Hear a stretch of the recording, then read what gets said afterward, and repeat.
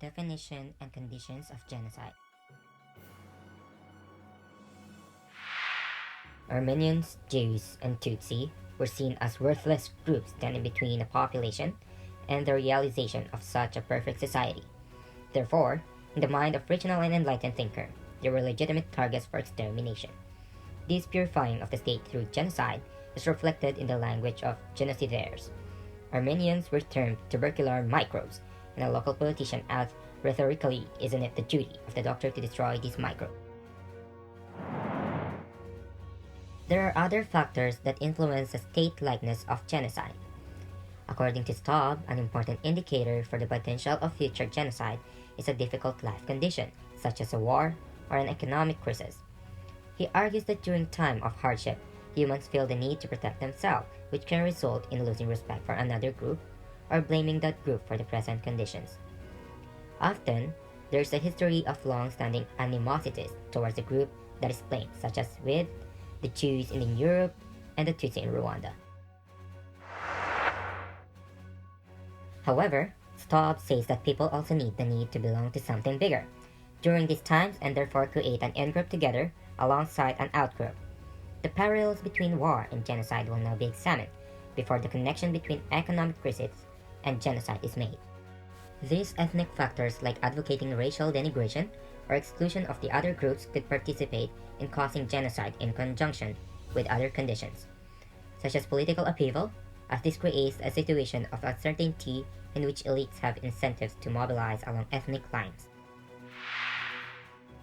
Political upheaval provides the opportunity to redefine the demos, the circle of people included as constituent of the state, in a deinstitutionalized setting. In the context of political upheaval, rules of conduct between the state and its population can become redefined and enable a regime intent on genocide to implement a new eliminationist policy. The period of transition and the often concurrent chaos can also serve as a smokescreen for action against the targeted group, given that internal and external observers could be distracted by other macro-political transformation processes. Besides, providing a contextual background, political upheaval can also be a motivational impulse and thus trigger genocide. In the throes of political upheaval, reigning elites may feel particularly threatened by certain groups. They believe they could try to exploit the people to topple them and thus decide to have these groups removed. The empirical founding of the impact of political upheaval since World War II is immense and Hart finds a significant impact on the risk of genocide occurrence, while Crane suggested that extra constitutional changes have a significant impact on the likelihood.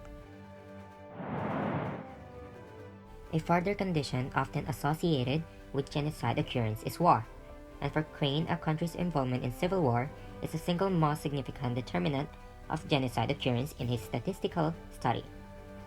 War is here defined as a contested incompatibility that concerns government and territory where the use of armed force between two parties, of which at least one is the government of a state, result in at least 25 battle-related deaths. War can be seen as contextual condition, which as suggested above for political upheaval, provides a conducive opportunity structure for genocides to emerge. It also emphasized the importance of exclusionary ideologies and finds that they significantly impact the probability of genocide occurrence. It defines an exclusionary ideology as a belief system that identifies some overriding purpose or principle that justifies efforts to restrict, persecute, or eliminate certain categories of people. It has been shown that people are likely to build an outgroup during times of hardship. However, a further important factor is the need to belong to an in-group during difficult times such as a war or recession.